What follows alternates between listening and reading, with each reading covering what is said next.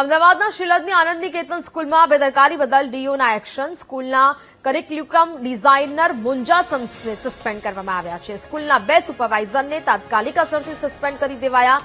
આનંદ નિકેતન સ્કૂલની કેન્ટીનના ઇન્ચાર્જને પણ સસ્પેન્ડ કરવામાં આવ્યા છે. ડીઓને સ્કૂલમાં દરરોજ પ્રાર્થના બોલાવવાની બાંહેધરી આપવામાં આવી. ફૂડ એન્ડ સેફટી વિભાગના ક્લિયરન્સ પછી જ કેન્ટીન ફરીથી શરૂ કરી શકાશે. નિયમ ભંગ બદલ આનંદ નિકેતન સ્કૂલને 10,000 રૂપિયાનો દંડ પણ ફટકારી કાર્યવાહી કરવામાં આવી છે.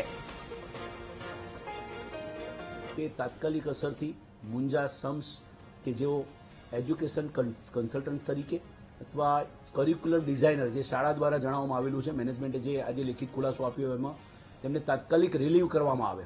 તેમને રિલીવ કરવામાં આવ્યા છે. સાથે સાથે જે સુપરવાઇઝર તે દિવસે ડ્યુટીમાં હતા તેમને સસ્પેન્ડ કરવામાં આવ્યા છે. સાથે જે જવાબદારો છે તેમની સામે કાર્યવાહી કરવાનું શાળાના મેનેજમેન્ટે જણાવેલું છે. વધુમાં કેટરિંગ જે ઇન્ચાર્જ છે, કેન્ટીન ઇન્ચાર્જ, એમને પણ દૂર કરવામાં આવ્યા છે. નવા કેન્ટીન ઇન્ચાર્જ ત્યારે જ નિયુક્ત કરી અને તમામ ધારાધોરણો ફૂડ અને સેફટી વિભાગ દ્વારા જ્યારે પણ જળવાય તે પ્રમાણે જ તમારી કેન્ટીન જે છે રેગ્યુલર ચાલુ કરવામાં આવે તેવું સ્પષ્ટ જણાવ્યું. આ બધી જ બાબતોનો શાળા દ્વારા સ્વીકાર કરવામાં આવ્યો છે. દિયોદર